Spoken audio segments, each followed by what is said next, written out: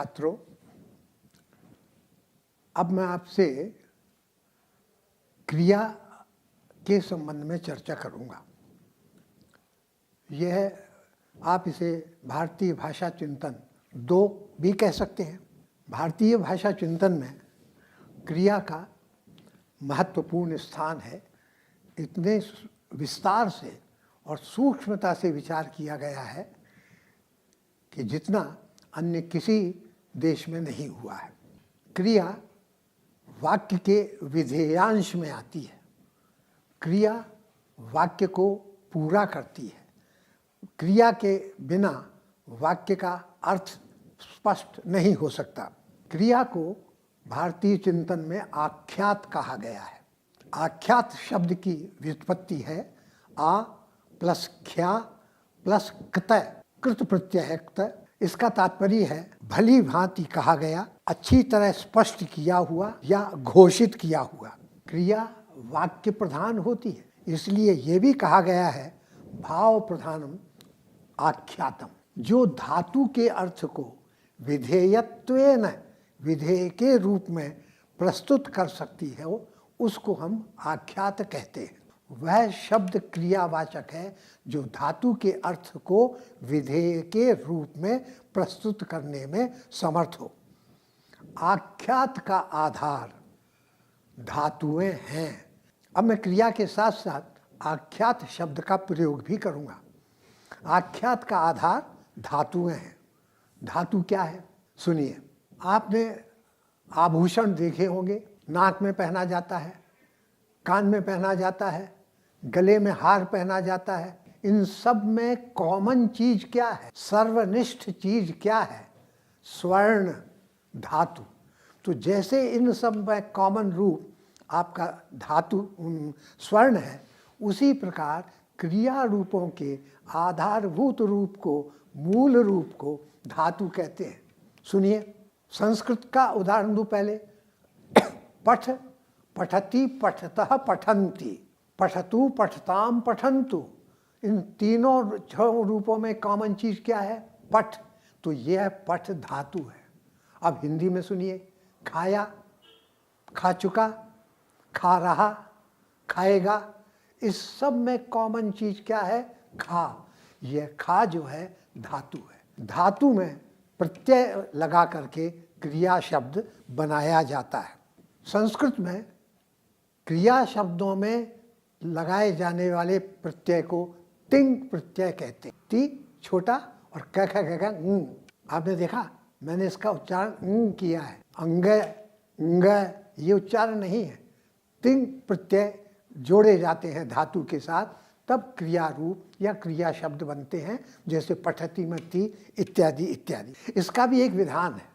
धातु में आप प्रत्यय जोड़ते हैं और उसके पहले दोनों के बीच में एक विकरण आता है अ। जैसे मैं कहूँ भू धातु है, इसमें मैं ती प्रत्यय जोड़ता हूँ, बीच में ए लगाता हूँ, तो ऊ का संधि के नियम से बनता है अव, तो बनता है भवति। तो इस प्रकार से क्रिया रूप बनाए जाते हैं और सारे क्रिया रूप इन प्रत्ययों से बनते हैं। ध्यान रखिए, संस्कृत में सारी क्रिया रूपों को, धातुओं को 10 गणों में बांटा गया है। गण क्या है? जिन धातुओं के रूप एक तरह से चलते हैं, उनको एक गण के अंतर्गत रखा गया है।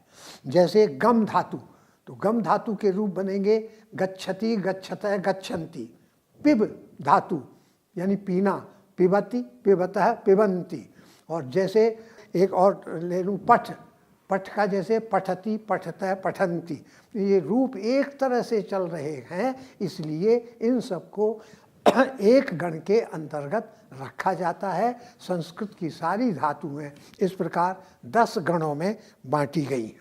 इन धातुओं में के 2 भेद किए गए, परस्मयी पद और आत्मनेय पद। जैसे परस्मयी पद का तात्पर्य है जिस क्रिया का फल दूसरे को मिलता है, और आत्मनेय पद का अर्थ है जिस क्रिया का रूप स्वयं करने वाले को मिलता है। जैसे सेव धातु, सेव धातु से सेवते, सेवेते, सेवन्ते, ये रूप अगर आप बनाएंगे तो यह परस्मयी, ये आत्मने पद के लिए है। अहम सेवते, मैं सेवा करता हूँ, इस तरह से रूप चलेगा। जिसका फल दूसरे को मिलता है तो उसको कहते हैं परस्मयी पद। उदाहरण के लिए सह वपति, वह बोता है, तो ये जो है फल दूसरे को मिलेगा, इसलिए सह वपति ये परस्मयी पद है। और सेवते जो है, या इसी को अगर मैं कहूँ तो सह वपते, ये इसका फल स्वयं करने वाले को मिलेगा, इसलिए ये आत्मनेपदी का रूप है। इसके बाद क्रिया के 3 उन्होंने और रूप बनाए, एक कर्तृवाच्य, एक दूसरा कर्मवाच्य, और तीसरा जो है उन्होंने बताया भाववाच्य। ये 3 वाच्य जो है इसके प्रयोग को पूरा बनाते हैं। देखिए ज़रा, कर्तृवाच्य जिसमें वाच्य का मतलब है जिसका अर्थ कर्ता के लिए निकले, कर्ता, क्रिया कर्ता के अनुसार चले, उसे हम कर्तृवाच्य कहते हैं। जिसमें क्रिया के रूप कर्म के अनुसार चलें उसे कर्मवाच्य कहते हैं। और जिसके रूप भाव के अर्थ में सदैव एक वचन पुल्लिंग में चलें उसे हम भाववाच्य कहते हैं। ध्यान देने की बात यह है, लोग इसमें थोड़ा भ्रम कर देते हैं। वाच्य का तात्पर्य यहाँ पर यह है कि उस वाक्य का अर्थ वक्ता पर निर्भर करेगा। कर्मवाच्य का मतलब है कि उस वाक्य का अर्थ कर्म पर निर्भर करेगा, और भाव तो भाव के अनुसार चलेगा, इसलिए उसको भाववाच्य कह देते हैं आप। इसी के साथ एक शब्दावली और है। ये जो 3 हैं ये तो अर्थ की दृष्टि से हैं, कर्तृवाच्य, कर्मवाच्य और भाववाच्य। अब वाक्य की रचना की दृष्टि से, प्रयोग की दृष्टि से देखें तो ये 3 नाम और हैं। कर्तृवाच्य को कर्तरि प्रयोग कहते हैं, कर्मवाच्य को कर्मणि प्रयोग कहते हैं, और भाववाच्य को भावे प्रयोग करते हैं। यानी अर्थ की दृष्टि से भी और रचना की दृष्टि से भी, दोनों दृष्टियों से वैयाकरणों ने इस बात पर विचार, क्रिया पर विचार किया है। क्रिया की रूपावली में 6 आपके कालवाचक हैं और 6 जो हैं भाववाचक हैं। क्योंकि इन सब के पाणिनि ने लकार लय से प्रारंभ किए थे। जैसे लट का मतलब वर्तमान काल, जैसे लट का मतलब भविष्य काल, तो उस और लंग का मतलब जैसे भूतकाल, इसलिए इनको लकार कहते हैं। ये 6 जो भाव वाले लकार हैं वो आज्ञा का अर्थ प्रकट करते हैं, शर्त का अर्थ प्रकट करते हैं और विनम्रता का अर्थ प्रकट करते हैं। ये तो हैं 6 आपके भाव वाले लकार, और 6 जो हैं आपके समय सूचक लकार।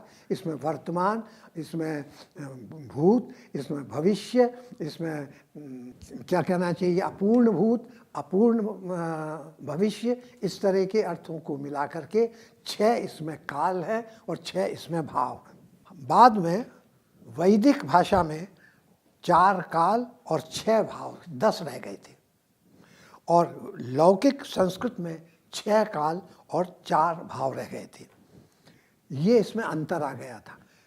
वैदिक भाषा में इनके रूपों में काफ़ी अंतर था, भिन्नता थी, लेकिन पाणिनि ने संस्कृत भाषा में उस भिन्नता को समाप्त किया, उस भिन्नता का परिहार कर दिया था। अब इस तरह से ये 10 रह गए हैं संस्कृत में और 10 ही वैदिक में भी। इसके अलावा क्रिया में प्रेरणार्थक, नाम धातु आदि बनाने की विधियां भी हैं। गण, वाच्य या लकारों की संख्या बराबर है, किंतु भाषा में भिन्नता जो थी उसे पाणिनि ने उसका परिहार कर दिया था। प्राचीन आर्य भाषाओं की सबसे बड़ी विशेषता थी उसकी शब्द निर्माण की क्षमता। कृत धातु, कृत प्रत्ययों और तद्धित प्रत्ययों के योग से सैकड़ों हजारों शब्द निर्माण करने की क्षमता इन भाषाओं में थी। और यही इसकी विशेषता है। ये कर्तरी रूप भी बना सकते थे, संज्ञाएं बना सकते थे, संज्ञा विशेषण बना सकते थे। यह असीम सीमा थी शब्द निर्माण की इन प्राचीन आर्य भाषाओं में। इसके बाद मैं आपके सामने पद संबंधी विचार रख रहा हूँ। ये एक बात आप सुने, धातु में जब हम प्रत्यय लगाते हैं तो उसे हम क्रियापद कहते हैं, वो चलता है। बिना प्रत्यय लगाए धातु का प्रयोग नहीं होता, इस बात को गांठ बांध लीजिए। अब देखने की बात यह है, क्या ये जो प्रक्रिया है पद वाली आज की भाषाओं में चलती है? नहीं। दो प्रकार की भाषाएं हैं, एक तो है योगात्मक और एक है अयोगात्मक। योगात्मक भाषा में, या इसके पहले मैं ये कहूँ कि प्रत्येक भाषा में दो प्रकार के तत्व हैं, एक है अर्थ तत्व और एक है संबंध तत्व।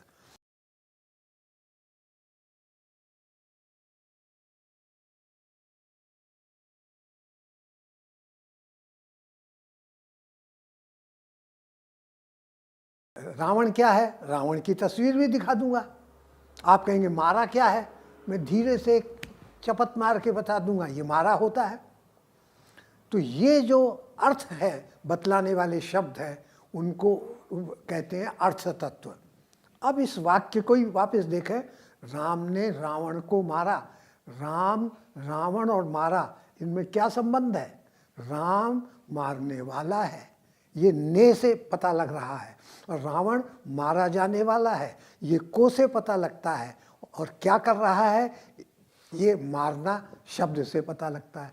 तो राम, रावण और मारा ये अर्थ तत्व है, ने और को ये संबंध तत्व है। अब जिस भाषा में या जिन भाषाओं में अर्थ तत्व और संबंध तत्व जुड़े रहते हैं का आप उन्हें अलग नहीं कर सकते, उन्हें कहते हैं योगात्मक। और जिन भाषाओं में अर्थ तत्व और संबंध तत्व को अलग अलग पहचाना जा सकता है, उन्हें आप कहते हैं संबंध तत्व। संस्कृत, किसी सीमा तक पाली, प्राकृत भी, ये भाषाएं योगात्मक थी। और आपकी अपनी हिंदी जो है अयोगात्मक है। अपनी हिंदी में केवल वाक्य में शब्दों के स्थान से ही पता लग जाता है कि इसमें काम करने वाला कौन है और क्या काम कर रहा है। जैसे वही वाक्य लीजिए, राम ने रावण को मारा। अब रावण और राम के स्थान को बदल दीजिए तो क्या होगा? रावण ने राम को मारा। पहले जो मारने की क्रिया करने वाला था वो अब क्रिया का करने वाला नहीं रहा, पहले जो कर्म था वो अब क्रिया का करने वाला हो गया। इसका मतलब ये क्यों हुआ? क्योंकि संबंध तत्व ने और को अर्थ तत्व राम और रावण के साथ जुड़े हुए नहीं हैं। लेकिन ये चीज़ संस्कृत में या प्राचीन भाषाओं में नहीं है। वहाँ अर्थ तत्व और संबंध तत्व एक दूसरे के साथ मिले रहते हैं। अगर आपको उठाना पड़ेगा तो अर्थ तत्व और संबंध तत्व को एक साथ, जैसे राम है तो राम है, इसका अर्थ होगा राम ने अलग नहीं है, विसर्ग उसके साथ जुड़ा हुआ है, पूरा शब्द उठाना पड़ेगा। तो ऐसी भाषाएं जिनमें अर्थ तत्व और संबंध तत्व का योग होता है, उन भाषाओं को हम कहते हैं योगात्मक, और जिनमें योग नहीं होता उन्हें हम कहते हैं अयोगात्मक। तो ये जो मैंने आपसे बात कही कि धातु में प्रत्यय जोड़ करके ही आपका पद बनता है, यह पद का अर्थ शब्द का वह रूप जिसका वाक्य में प्रयोग किया जा सकता है। संस्कृत में मूल रूप को प्रकृति कहते थे, शब्द के मूल रूप को प्रकृति कहते थे। प्रकृति को ही प्रातिपदिक कहते हैं। प्रातिपदिक का क्या मतलब? वह अंश जो प्रत्येक पद में मौजूद है उसे प्रातिपदिक कहते हैं। प्रातिपदिक में प्रत्यय जोड़ करके पद बनता है, इस बात को याद रखना है। तो अब जैसे महाभाष्यकार पतंजलि ने कहा है, नापि केवला प्रकृति ही प्रयोक्तव्या, नापि केवल प्रत्यय, न तो केवल प्रकृति का प्रयोग होता और न केवल प्रत्यय का प्रयोग होता। प्रकृति में प्रत्यय जोड़ करके पद बनता है। अगर गणित की तरह सूत्र बनाएं तो आप लिख सकते हैं प्रकृति plus Pratyaya is equal to पद। संस्कृत इत्यादि योगात्मक भाषाओं में पद का ही प्रयोग होता है, न तो धातु का प्रयोग होता अलग से और न प्रत्यय का प्रयोग होता। धातु की जगह आप प्रातिपदिक भी कह सकते हैं। जैसे इसके प्रत्यय के आपके 4 भेद हैं। एक तो जैसे कारक प्रत्यय है, ने को से में। एक स्त्री प्रत्यय है जैसे ई आ आइन इत्यादि, और एक आपका कृत प्रत्यय, और एक फिर तद्धित प्रत्यय, और एक जैसे हिंदी में अपन जोड़ते हैं जा के आगे ता जोड़ा जाता इत्यादि प्रत्यय, जो क्रिया का ही एक अंश है। तो ये 5 प्रकार के प्रत्यय हैं। इन प्रत्ययों के को जोड़ने से ही प्रातिपदिक पद के रूप में सामने आता है। ये पद के संबंध में आप जानकारी रखें। अब इसके बाद ध्वनि विचार। भाषा की मूल ध्वनियों तथा उन ध्वनियों के प्रतीक स्वरूप चिन्हों को वर्ण कहते हैं। मैंने आपसे कहा कि ध्वनि के लिखित रूप को वर्ण कहते हैं। पाणिनि ने वर्णों का बोध कराने के लिए 14 सूत्र रचे, यही माहेश्वर सूत्र कहलाते हैं। जैसे अ ई उण, या जैसे रि लृक, या जैसे एओंग, ये जो है माहेश्वर सूत्र हैं। इन संस्कृत भाषा में 13 स्वर हैं, 35 व्यंजन हैं। कैसे? 25 तो स्पर्श व्यंजन, 4 अंतस्थ व्यंजन, 4 ऊष्म, 1 अनुस्वार और 1 विसर्ग। प्रत्येक स्वर के 3 भेद हैं, उदात्त, अनुदात्त और स्वरित। मुख और नासिका दोनों से उच्चरित ध्वनियों को अनुनासिक कहते हैं, जिन पर हम जैसे अ आ ई इसके ऊपर चंद्र बिंदी लगा करके उसको दिखलाते हैं। भारतीय भाषा चिंतन में स्वर और व्यंजनों का उच्चारण स्थान के आधार पर, कुछ आपकी ध्वनियाँ हैं जिनका उच्चारण तालु से होता है, कुछ हैं जिनका उच्चारण कंठ से होता है, और दूसरे प्रकार का वर्गीकरण है प्रयत्न के आधार पर। पाणिनि ने 2 प्रकार के प्रयत्नों की बात कही थी, एक है आभ्यंतर और एक है बाहर। ओठों से लगाकर काकल, गलबिल और अभिकाकल तक अभ्यंतर प्रयत्न, और इससे बाद में यानी स्वरतंत्रियों में होने वाले प्रयत्न को बाह्य प्रयत्न कहते हैं। आभ्यंतर के 5 प्रकार कहे गए हैं और बाह्य के 11 कौन कौन से? विवार, संवार, श्वास, नाद, घोष, अघोष, अल्पप्राण, महाप्राण, उदात्त, अनुदात्त और स्वरित। ये 11 प्रयत्न हैं। ये तो कहलाते हैं आपके बाह्य प्रयत्न अर्थात स्वरतंत्रियों में होने वाले प्रयत्न, और 5 जो हैं आपके स्पर्श, स्पर्श संघर्षी, ईशत स्पर्श, ये आपके हैं आभ्यंतर।